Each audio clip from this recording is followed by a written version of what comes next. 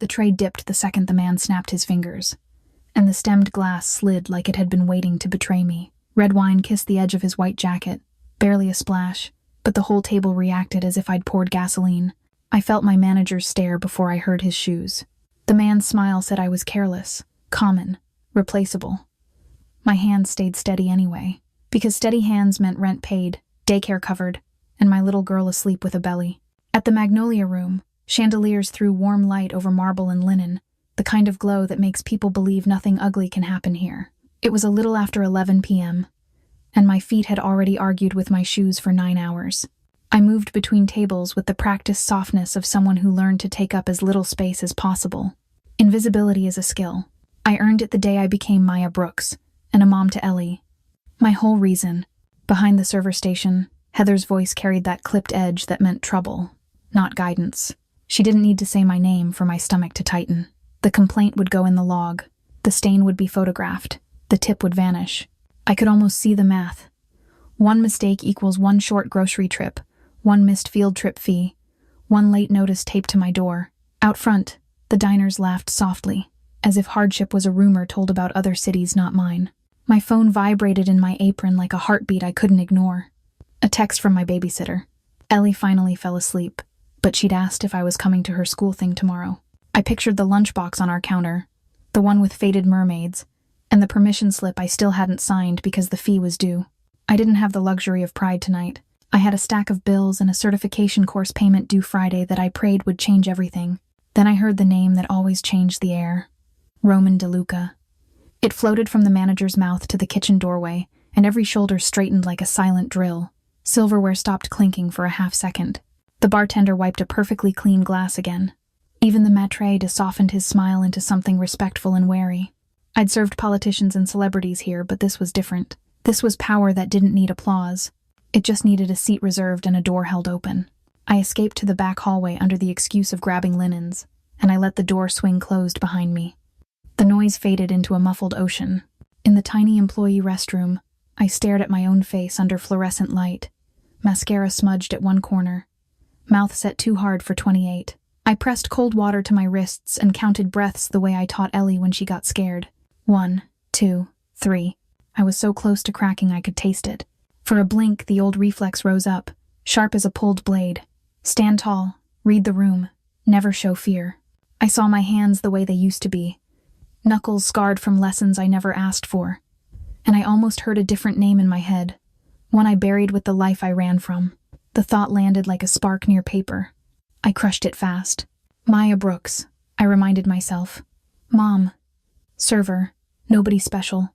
That lie kept my daughter safe. I stepped back into the room and the place swallowed me again.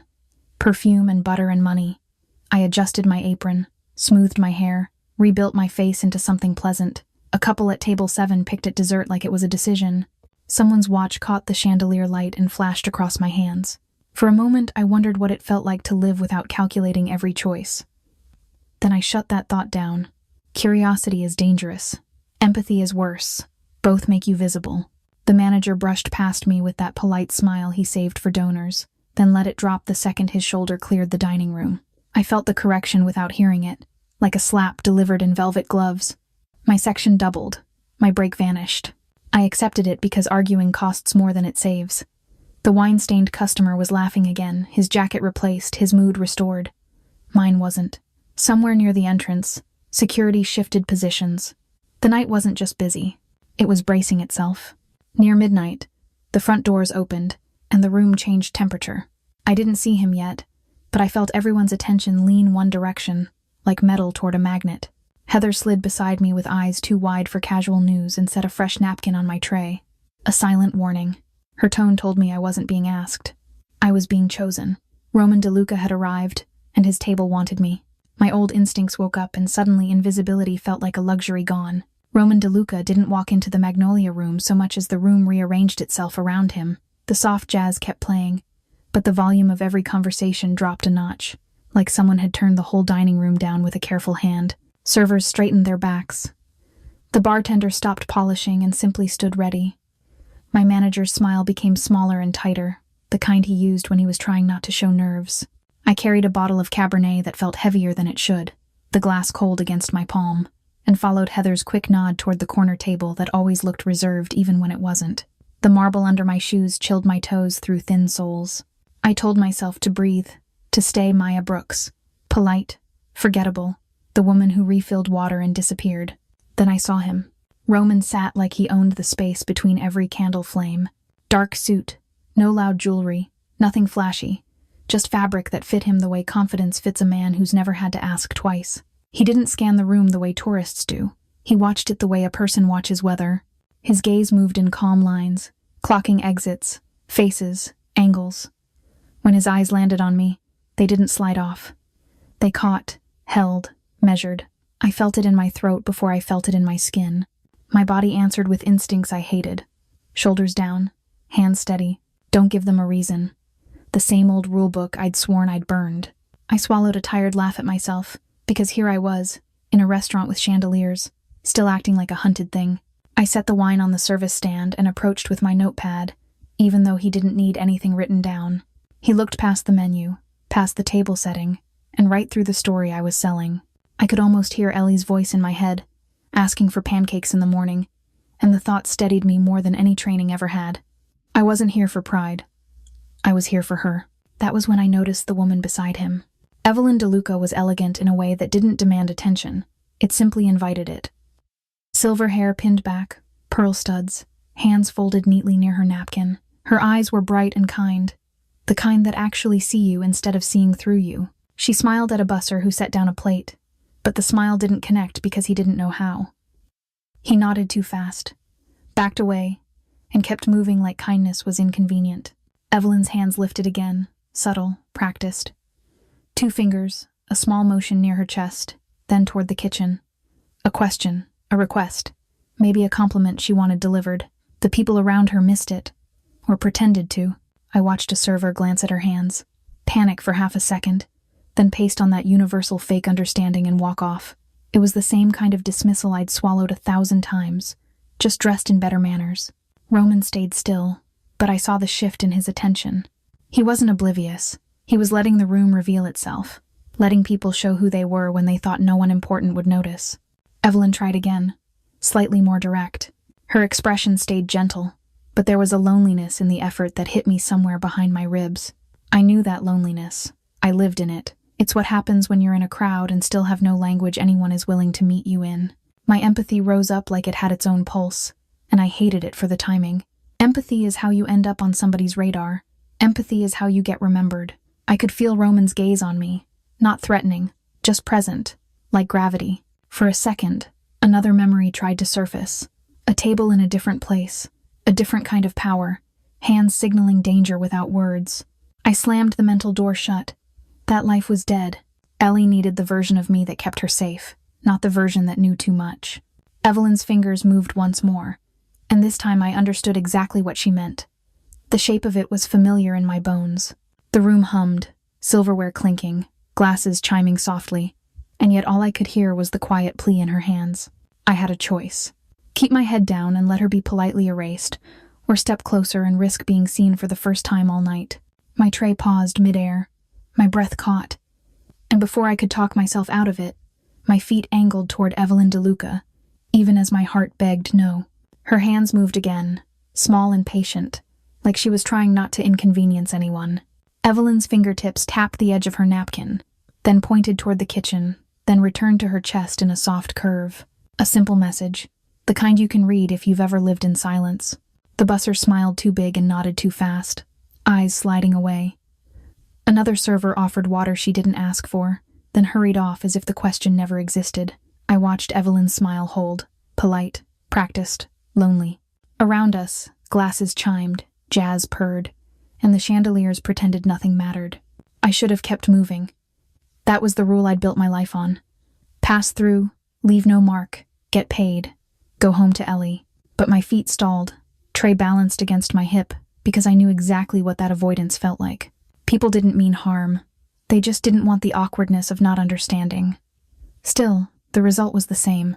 A woman with something to say reduced to a decoration beside her son. My throat tightened. In my head, I heard myself bargain. Not tonight, Maya. Not at his table. Then Evelyn's eyes met mine, asking without pleading. My hands lifted before my fear could vote. I set the tray down, stepped closer, and signed a greeting the way my aunt taught me when I was 12.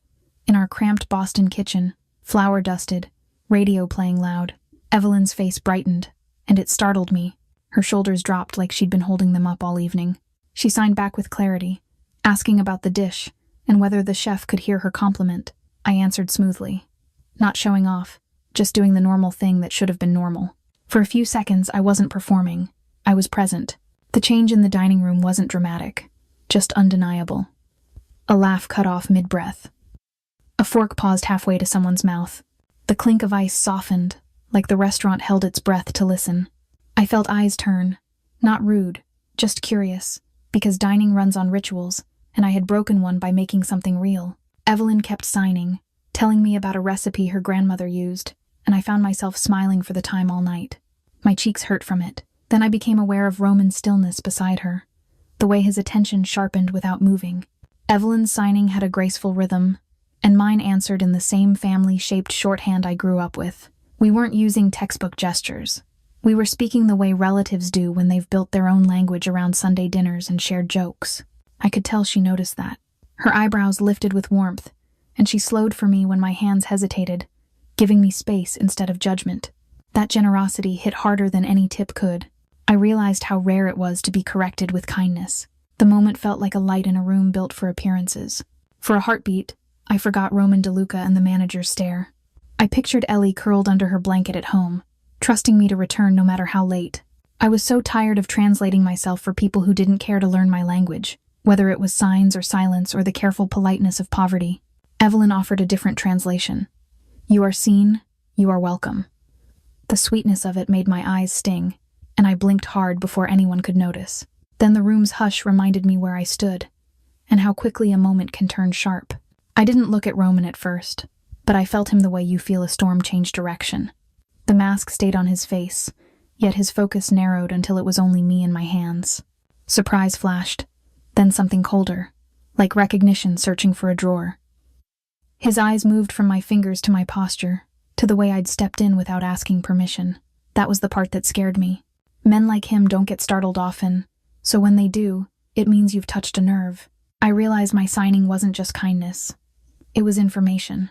Evelyn finished her thought with a soft smile, and I promised myself I would deliver it to the kitchen, because she deserved follow-through, not a brief performance. I gathered my tray again, fingers suddenly clumsy, and let my gaze drop like a curtain.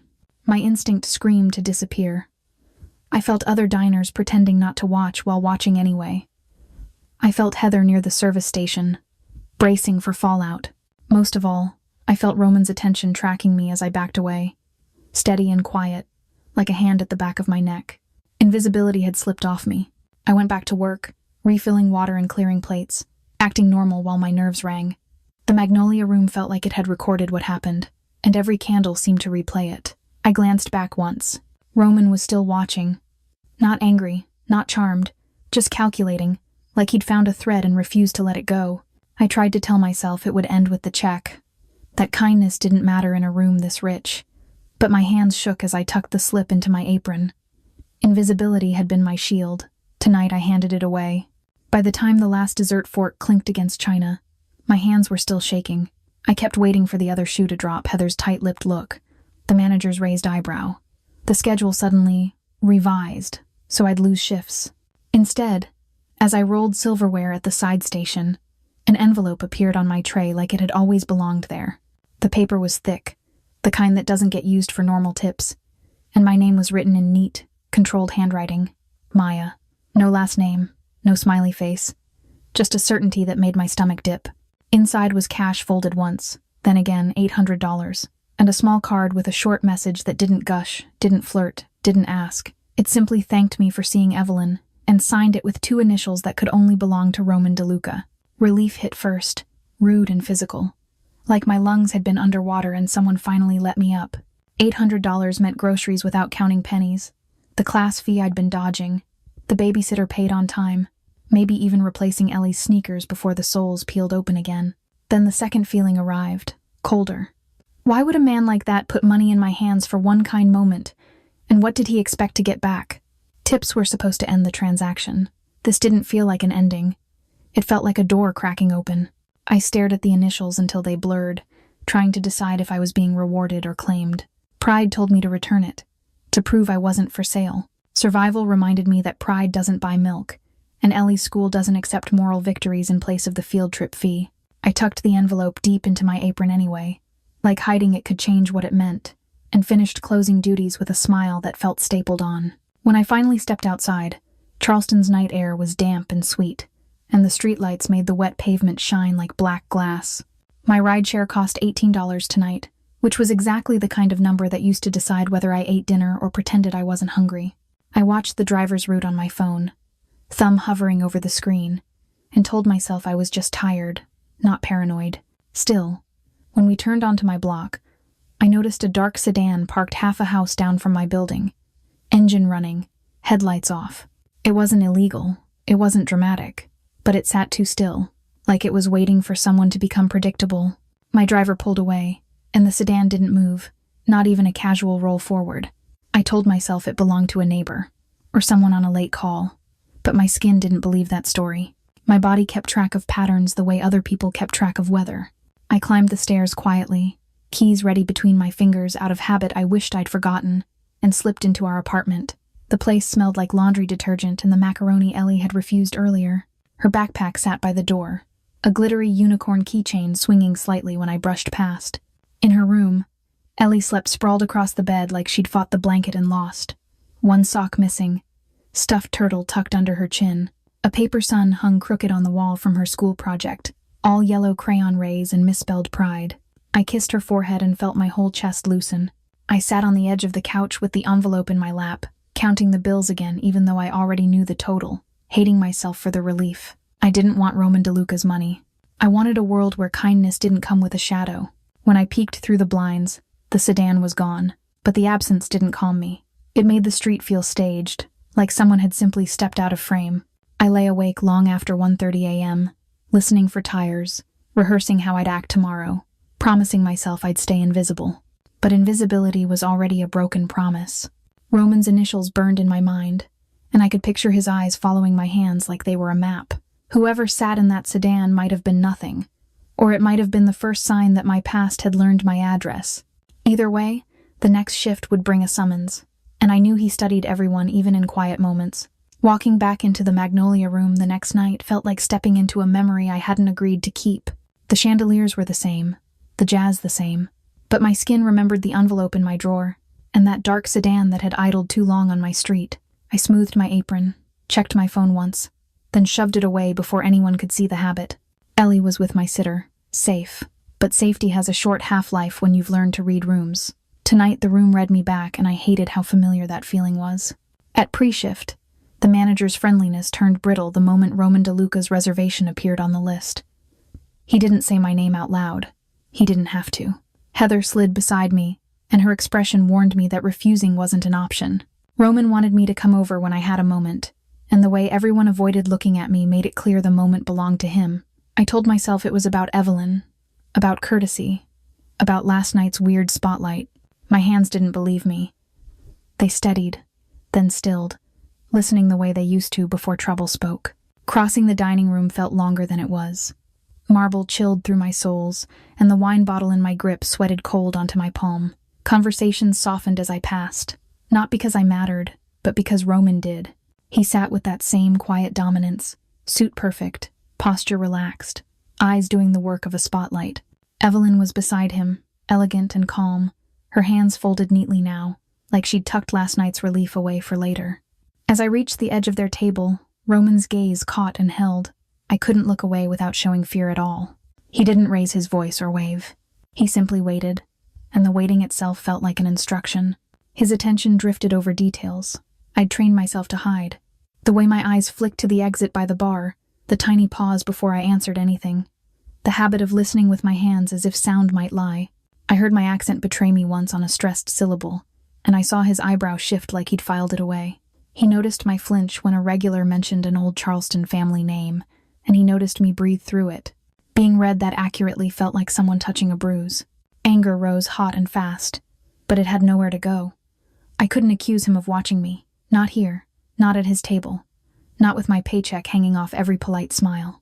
Still, I felt violated, like my privacy had been peeled back in public. At the same time, a traitorous part of me felt relief, because being alone inside a lie is exhausting. For a second, I imagined telling the truth to someone competent enough to handle it. Then I remembered competence can be weaponized. Roman's calm didn't soothe me. It caged me, and it kept me breathing. In the space between courses, I caught my reflection in the dark window behind the table. I looked like a woman playing a role she'd outgrown, eyes too alert, mouth too careful. I wanted to tell myself I could quit, that I could take Ellie somewhere sunnier, safer, that I could live on hope until it turned into a plan. But hope doesn't pay daycare, and quitting doesn't erase the past. I inhaled through my nose, let the air settle, and rebuilt my face into service. If he was testing me, I would not crumble. Not tonight. Not here either. Roman's focus changed the way a lock changes when it catches. He made it clear, without a scene, that my story didn't fit my tells. Maya Brooks was a name, but my body carried older rules.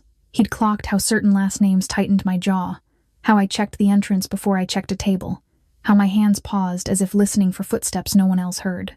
It felt like he was tracing me backward toward a place I refused to name. The calm in his face wasn't kindness, it was certainty. And certainty is dangerous in hands alone.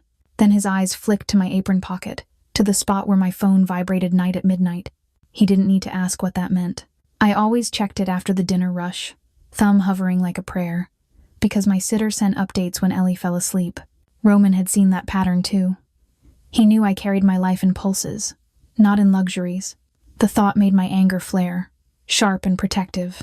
I warned myself not to let my child enter this story, even though he hadn't said a thing. My breathing turned shallow. The room felt smaller. I knew the topic had shifted. This wasn't about Evelyn anymore, or even last night's kindness. It was about what I was hiding, and what I couldn't hide. Ellie. Roman didn't need to threaten. His calm implied he could learn anything if he decided to. That was worse than anger. I kept my face neutral, but inside I was counting exits the way I promised I'd forgotten. I stepped back from the table, tray steady, spine tight, feeling his attention follow like a shadow. At the service station, my phone buzzed. My heart answered before my eyes did. That buzz in my apron pocket felt louder than the jazz. I didn't even look at the screen, but Roman's eyes flicked there anyway, like he'd been waiting for that exact vibration. He wasn't guessing anymore. He was confirming a pattern. The way I checked my phone at the same point every shift. The way my shoulders softened only after midnight. The way my mouth shaped a silent okay before I put the device away. I could feel the question he didn't ask. Who was I answering to? And then I felt the worse implication he already knew. The air around his table tightened, not with anger, but with precision. My body reacted before my pride could speak. My hand went cold on the tray. I kept my face neutral, because neutrality is how you survive when someone is measuring you. And all I could think was, Ellie, stay asleep tonight. Motherhood isn't a secret I'm ashamed of. It's the only truth I'm proud of. What scares me is how quickly a child becomes a handle someone can grab. My mind raced through my safety map without permission. Ellie was with Marisol tonight, the sitter who never posts photos and always double locks the door. My spare key was hidden in a place only I should know, and now I hated that I'd ever needed one. The neighbor across the hall knew my name, but not my story. The school office had my number and a backup contact, and I wondered if that backup was really safe. I never tagged locations, never shared routines online, never even told coworkers which apartment was mine. None of it felt like enough. Once Roman's attention touched the edges of my life, I wanted to tell him, in my own head, that Ellie was off limits. Always. Roman didn't look like a man who enjoyed cruelty. That made him more dangerous to me, not less. Chaos is easy to spot. Control hides behind manners. His calm felt surgical, like he could cut away parts of my life and leave the rest standing. I hated that a small part of me felt safer with him watching the room than with him ignoring it. I hated it even more, because I understood that kind of control. It can protect you from the wolves, and it can turn you into a cage. For one breath, I pictured Ellie's sleepy face, the way she whispers goodnight to her stuffed turtle as if it can hear her dreams. That image steadied me and broke me at the same time. I straightened my spine and reminded myself, I don't need saving. I need my daughter safe. No one gets to use her name. I carried plates to other tables, but my attention kept snapping back to him, like a compass dragged by iron. When I passed close, I felt him cataloging me. The slight Boston edge that slips when I'm tired. The way my eyes find the nearest door before they find the nearest smile. The pause where my hands listen before my face answers. He didn't say my name with warmth. He treated it like a label that might peel off. The message was clear. Maya Brooks was a costume, and he was patient enough to wait for a seam to split. Heat rose in my chest, anger at being cornered, anger at him for being right. Then came the ugly relief of not having to pretend so hard for 1 second. I swallowed it, because surrender is a luxury mothers don't get. If he pushed, I'd push back, even shaking for Ellie. Near the service station, Heather brushed past with a look that wasn't gossip. It was warning. I caught fragments without hearing them directly. Someone at the bar had been asking about me, asking if I worked every Tuesday, asking what time I usually left. The questions weren't loud, but they were specific, the way a needle is specific. My stomach dropped. Roman's gaze wasn't the only one on me. I scanned the room and saw a man I didn't recognize, holding his phone low, eyes lifting only when I moved. Maybe he was just waiting for a ride. Maybe he was nobody. My body didn't accept maybes. I thought of the sedan from last night and felt the pattern tighten. Ellie's name stayed trapped behind my teeth, but fear tried to shape it anyway. I turned back toward Roman's table, knowing the real danger had already arrived, and I froze. The warning reached me as a ripple, not a sentence. At the server station, Heather's face went pale, and a busser's hands shook as he stacked plates. Someone at the bar was asking for me. Not in the casual way guests ask for a refill, but in the careful way hunters ask for a name. My stomach dropped. I kept wiping a spotless fork, pretending I hadn't noticed the shift, while my ears narrowed to one sound, my own pulse. In the dining room, laughter continued, but it sounded farther away, like it was happening behind glass for the moment. A junior hostess slipped past me and let a folded receipt paper brush my palm, as if dropping it by accident. On it was my own face, grainy from a phone screen, taken on some day I'd thought was ordinary. Next to it, a list of questions had been repeated to staff. Did I work Tuesdays? What time did I leave? Did I live nearby? Did anyone know my last name before Brooks? I felt my throat tighten. Nobody gossips like that. That's not curiosity. That's a search pattern. My hands stayed busy, but my mind started running too fast. I looked toward the bar and saw him in profile, half lit by the pendant lights. He wore a jacket and a polite expression, but his eyes moved the way mine did when I was trying to find the door without being obvious. When he turned, I caught the scar above his right eyebrow, thin and pale, like a question mark. He spoke with a Boston cadence I hadn't heard in years, clipped and confident, and my body recognized it before my brain allowed the thought. This wasn't a nosy customer. This was a man sent to retrieve what ran. My hearing narrowed until the jazz became a dull thump. Heat drained from my fingertips, and the tray felt suddenly weightless, like my grip might fail. I thought of Ellie first, always. Marisol's apartment door, the double lock, the spare pajamas Ellie kept there, the stuffed turtle she refused to sleep without. I pictured how fast danger travels when it has wheels and a phone. Who knew Marisol's address? Nobody, unless they had followed me. Who had a spare key to my place? Only me. I repeated that like a prayer, and it didn't comfort me, not even for long. Roman's gaze flicked once toward the bar, then to the front windows, as if he'd already connected inside and outside. Through the glass I saw rain starting, thin lines under the valet lights, and beyond them a dark car idling where it shouldn't. Roman didn't look startled. He looked confirmed. His posture stayed relaxed, but the air around him changed, like a door closing softly.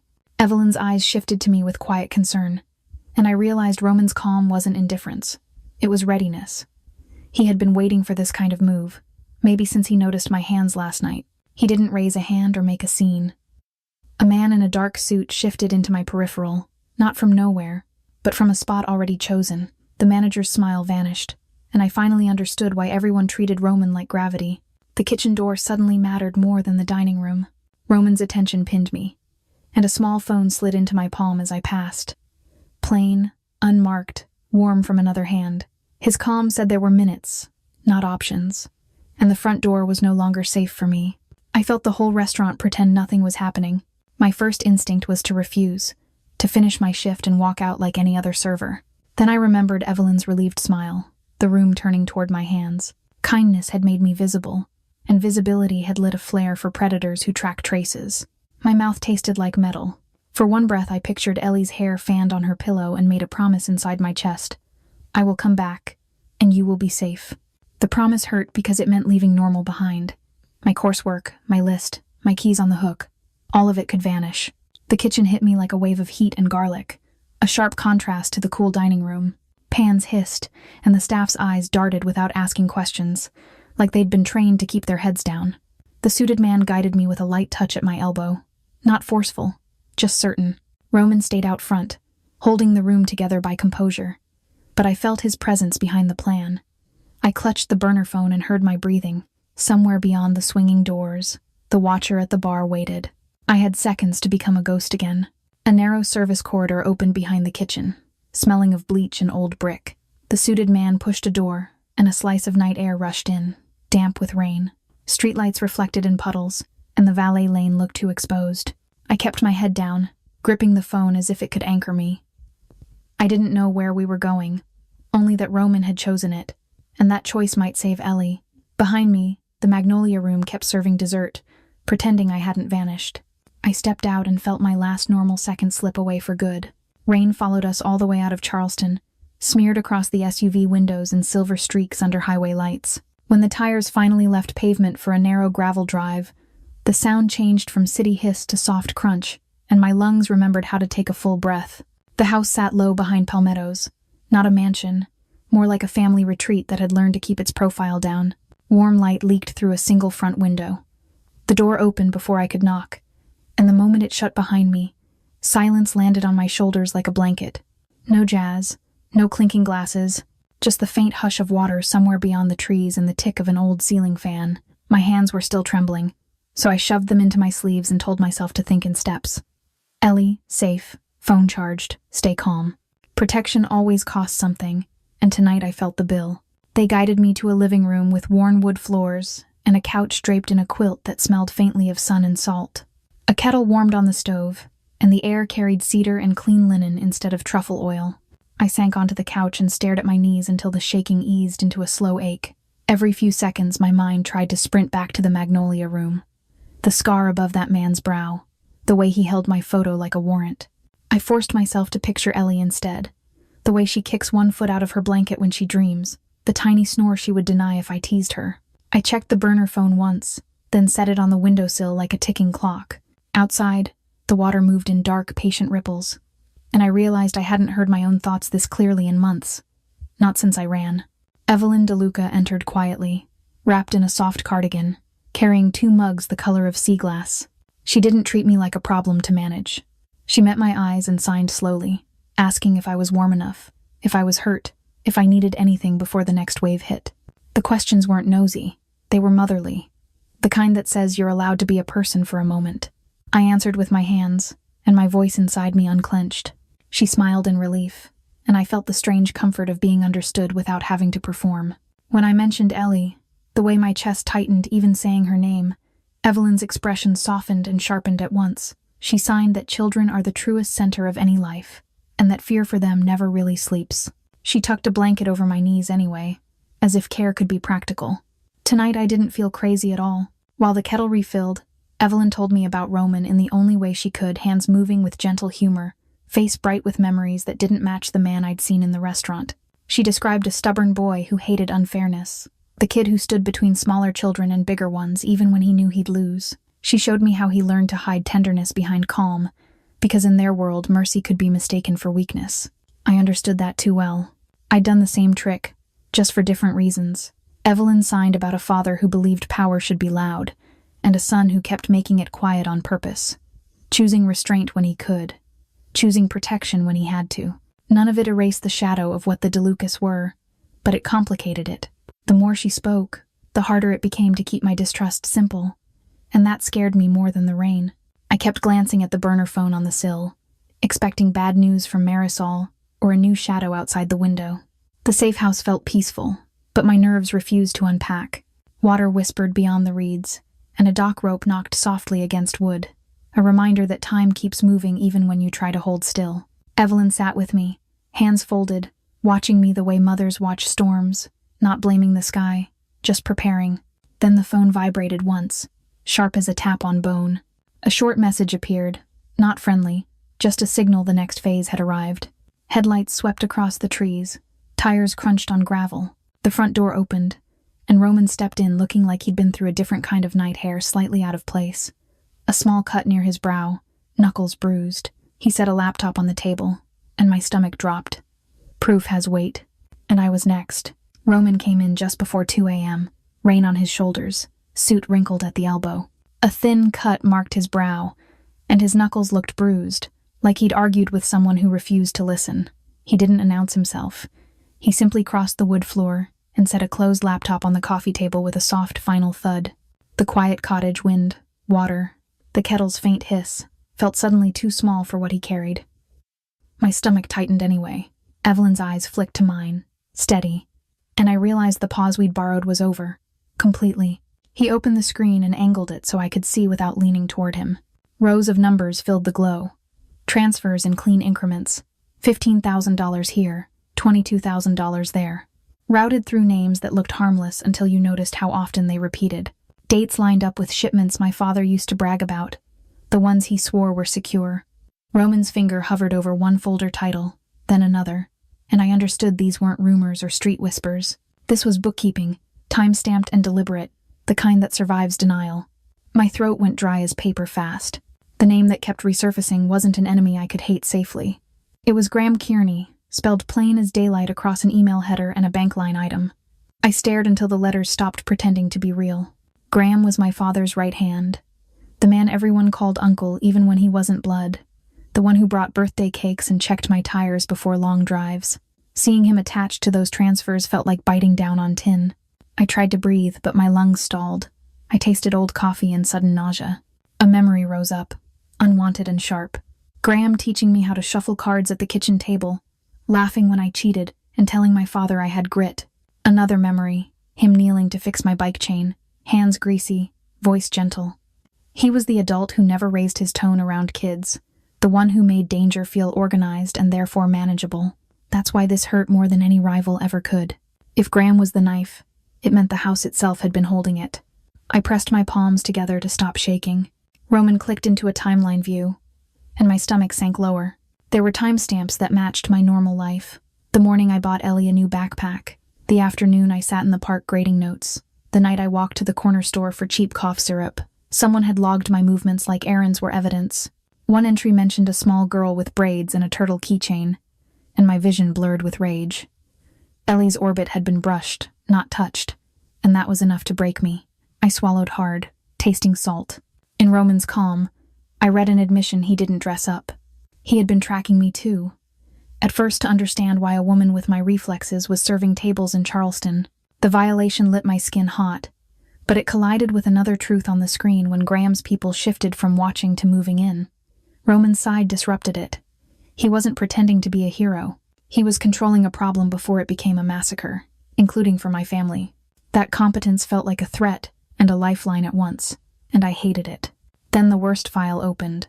A scheduled meeting labeled as a sit-down between my father and Roman, set for tonight at a neutral warehouse outside the city. Attached were short notes, the kind men write when they think outcomes are guaranteed. A staged shooting angle, a witness list, a plan to blame the Italians when the dust settled. Graham wasn't just stealing. He was engineering a funeral and calling it diplomacy. Roman's jaw tightened once, and I realized he wasn't rushing to protect himself. He was trying to stop a war before it started tonight. The tea Evelyn had poured sat cooling beside the laptop, steam gone, surface dark. Outside, the water kept moving, indifferent, and for a moment I envied it. My mind fled to Ellie again, her laugh when she mispronounces big words, her serious face when she ties her shoes. If my father died tonight, my siblings would be dragged into the chaos I ran from, and Ellie would lose the only stable mother she has. The thought made my anger wobble into grief. I pressed my forehead to my fingers and listened to the house breathe quietly. Roman's urgency wrapped around the room without shouting.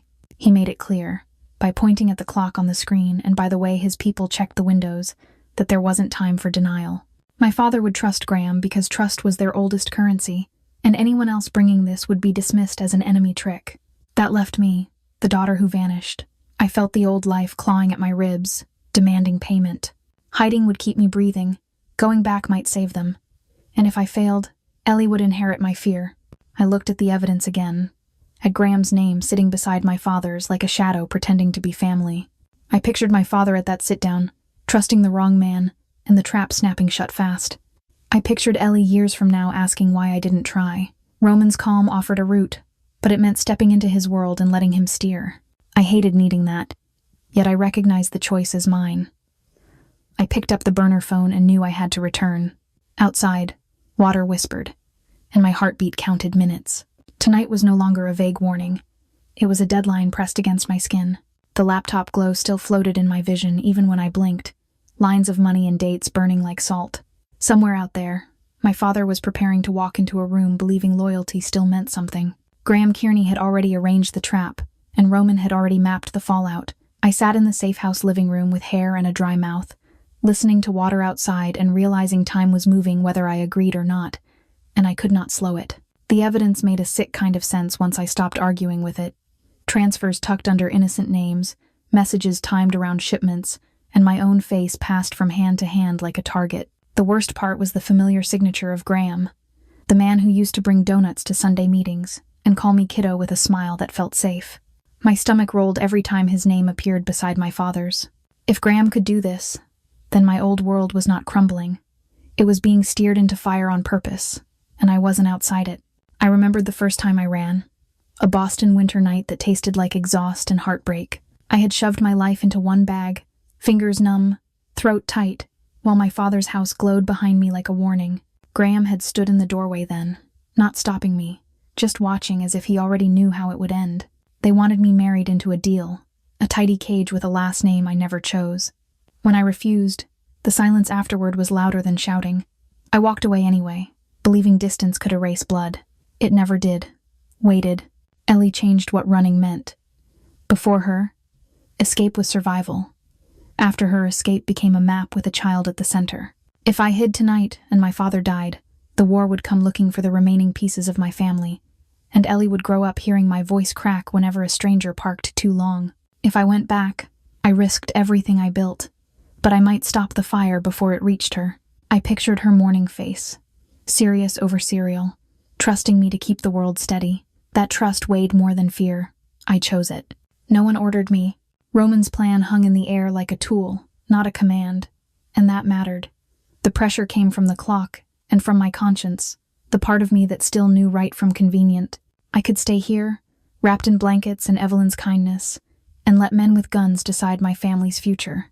I could keep Ellie safe tonight and still lose her tomorrow to a world on fire, or I could step back into the storm and try to close the door before it opened wider.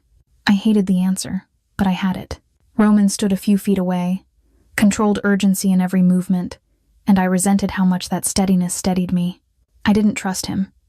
I didn't trust anyone who could make a room bend without raising a voice. But he was the only person in this moment who had leverage in both worlds, the only one who could interrupt Graham's play and survive the backlash. That was the trap and the shelter, all at once. Needing him felt like swallowing pride with no water. Still, I watched his bruised hands and knew he was already risking himself too. For us, I walked to the window and looked out at the black water. The tide moved in and out like nothing in the world had changed, like betrayal and fear were just weather. The sanctuary felt real, but it also felt temporary, a pause between waves. I let myself feel the grief of the life I'd wanted. Finishing school, taking Ellie to the beach on my day off, forgetting old names and old rules. My eyes burned, but I didn't cry. I couldn't afford the softness yet. I rested my forehead against the glass and breathed until my pulse slowed down. When I turned back, I stopped debating. I grabbed the burner phone, my jacket, and the tiny photo of Ellie folded in my wallet. Evelyn signed a blessing that felt like courage, and I carried it like weight. Roman's crew moved without drama, doors opening, lights dimmed, the house returning to quiet. A car rolled up the drive, headlights slicing the palmettos. Outside, the water looked ink black, and the sky hinted at dawn. I stepped onto the porch, gravel cold under my shoes, heart but mind clear. Neutral ground was never safe. The docks were waiting, and I was going. The ride to the docks felt longer than the miles on the windshield. Roman sat in the front passenger seat, still as a statue, while I rode behind him with the burner phone warm in my palm. Every passing streetlight flashed Ellie's face in my mind, then vanished too fast. Charleston's harbor air crept through the cracked window, salty and cold, carrying diesel in low tide. The road narrowed into industrial backstreets, where warehouses hunched under harsh lamps. Ahead, Water slapped pilings with a steady impatience. I watched shadows between containers and felt them watching back before we even stopped. Neutral ground was supposed to mean no surprises, but every parked truck looked like a hiding place and every open door looked staged. Roman's driver eased the SUV into darkness behind a stack of pallets. I sensed other cars nearby, not chasing, just present like quiet insurance for his side. Roman didn't hover beside me, because his name alone could ignite the room. He stayed near enough that I felt his gravity, far enough that my father's men wouldn't see him first.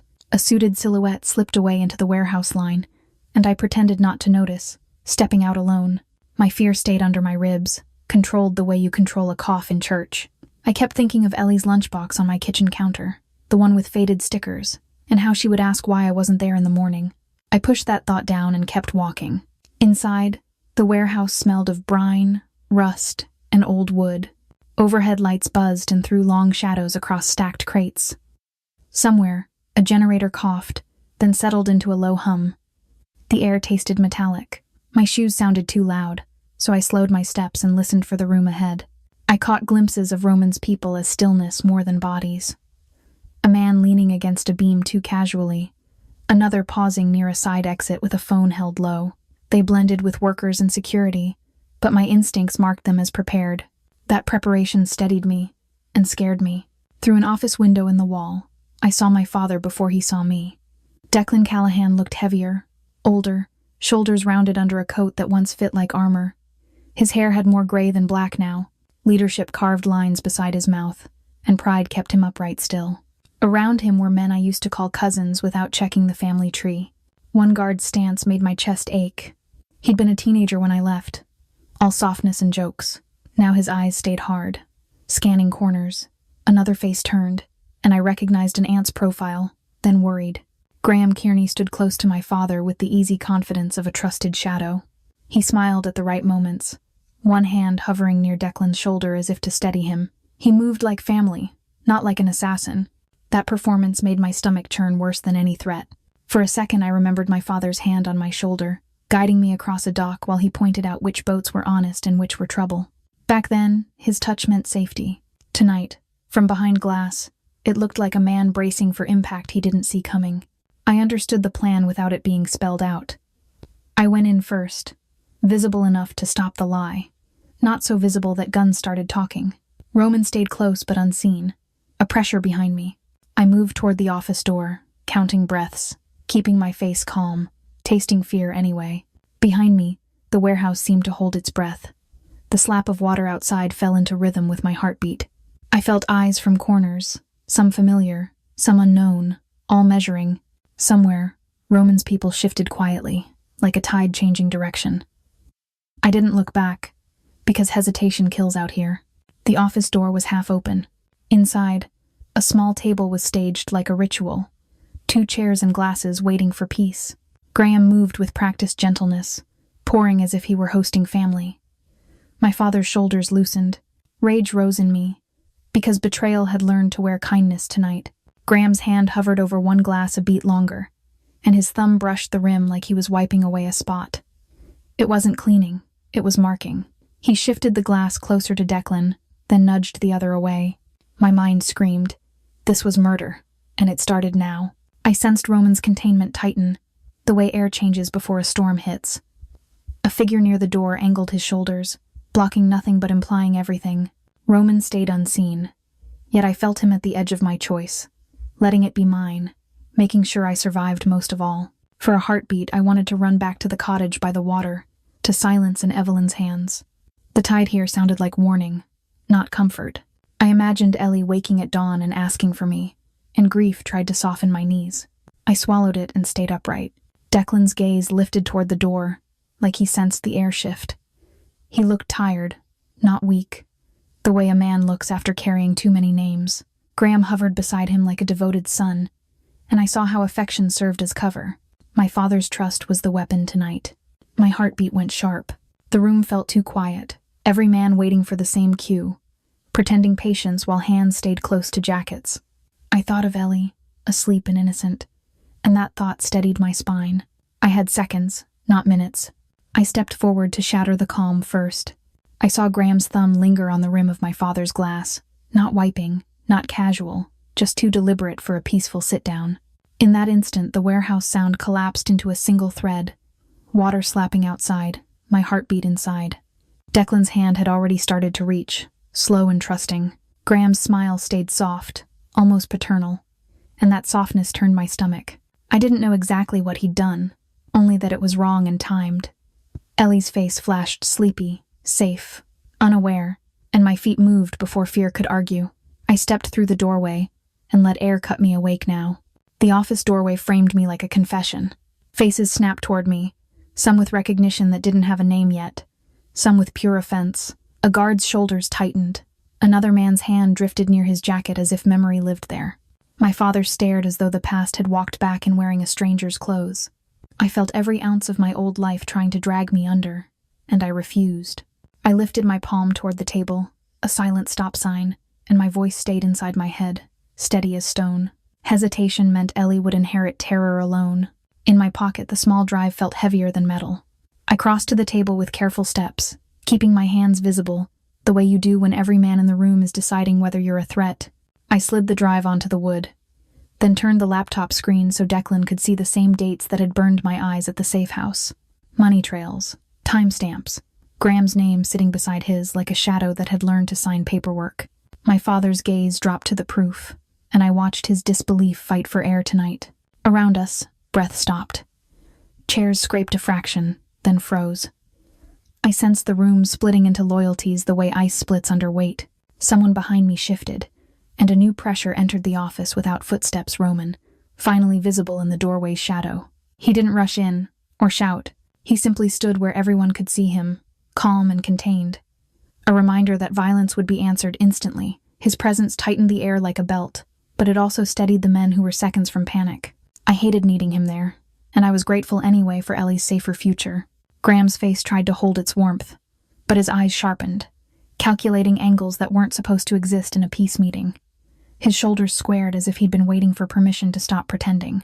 One of Declan's men leaned forward, uncertainty flickering, and I knew my own blood could decide to hate me in a heartbeat.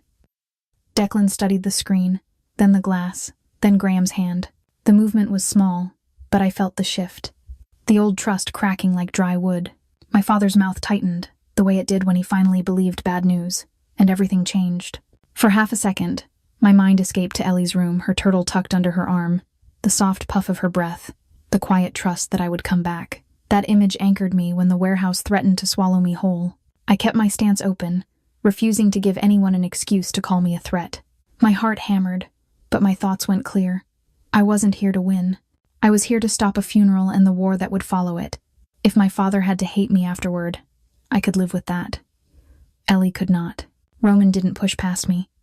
He held the doorway like a boundary, letting my father and Graham face the truth without an outsider's ego turning it into theater. His eyes stayed on hands, on exits, on the men who might decide loyalty meant shooting first. A guard twitched, then stopped when Roman's steady attention met him. It wasn't a threat screamed. It was a fact placed gently on the table. Nobody would win a sudden fight in this small room. Declan lifted the glass, hesitated, then set it down untouched. The simple refusal felt louder than gunfire. I exhaled once. Graham's posture collapsed by degrees, the friendly uncle shape slipping as his options narrowed.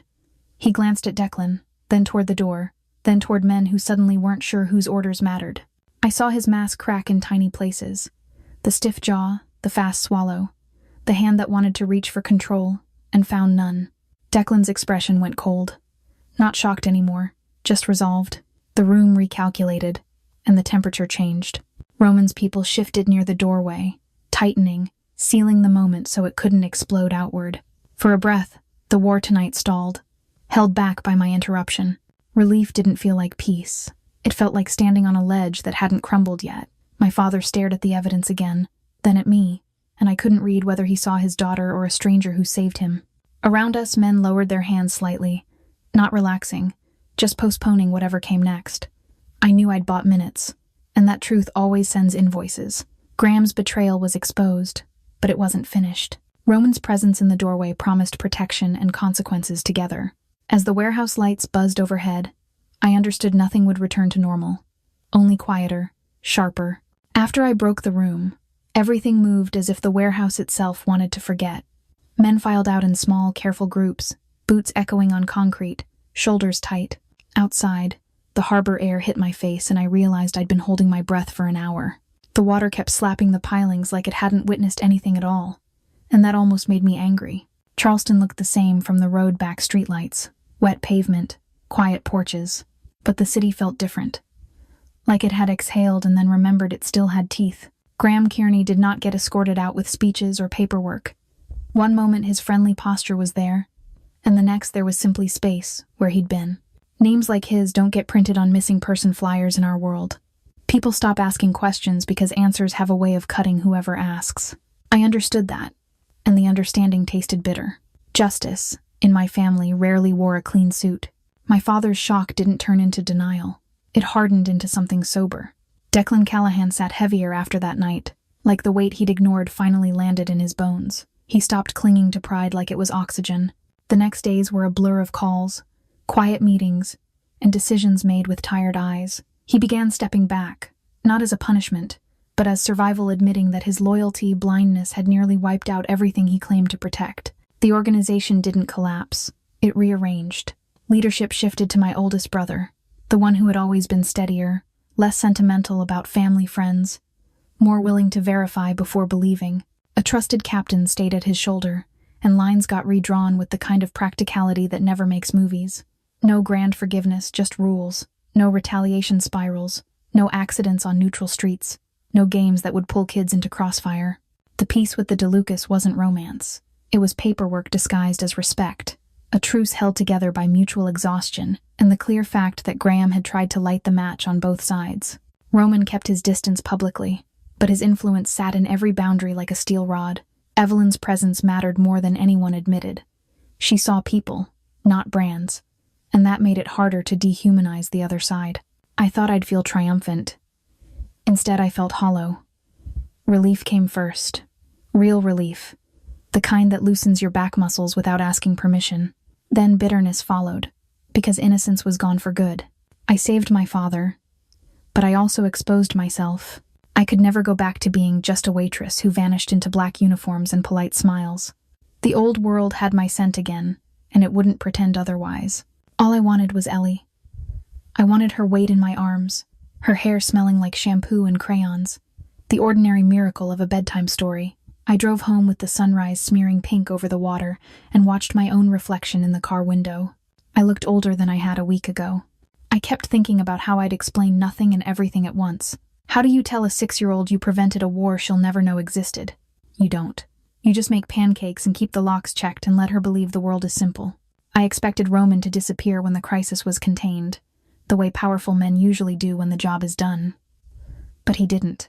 He stayed steady in the background, messages relayed through trusted hands, a car that appeared when I needed distance, a silence that felt like protection instead of abandonment. No promises, just presence. He never met Ellie then, but he made sure Marisol had what she needed, and that my street stayed quiet at night too. Months later, the edges of Charleston softened again. Boundaries held. The Magnolia Room felt like a job instead of a battlefield. And on a calm afternoon by the water, Evelyn sat beside me with a cup of tea and signed something simple about new beginnings, and I realized we were learning a different language for survival. A few months later, Charleston looked like it had forgiven us. Not forgotten, never that, but forgiven enough to let sunlight land on the DeLuca estate without feeling like a spotlight. The garden sat behind the main house, tucked between live oaks and a low fence that faced the marsh. On Saturdays, it wasn't a fortress. It was a community space with folding chairs, lemonade in paper cups, and a hand-painted sign that said, "Welcome in crooked letters," Ellie helped color. I still checked the gate twice before I let my shoulders drop. Peace, I learned, isn't a feeling. It's a set of habits you keep even when you're tired of them. Evelyn stood at the front with a soft cardigan and the kind of calm that made grown men slow down. She taught sign language the way some people teach prayer, patiently, like the words mattered because people did. Roman's associates, men who used to fill rooms with tension, sat with their big hands held up, trying to copy her shapes. Every so often, one of them would mess up and laugh at himself, and the sound would surprise me. Not because it was loud, but because it was gentle. I hovered at the edge at first, the old waitress instinct, ready to disappear if anyone needed the space. Then Evelyn caught my eye and signed a simple invitation.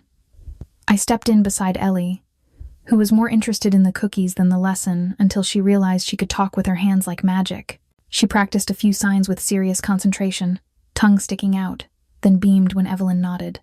Watching my daughter be understood without having to shout or plead did something to my chest. It loosened a knot I'd carried since the night at the docks.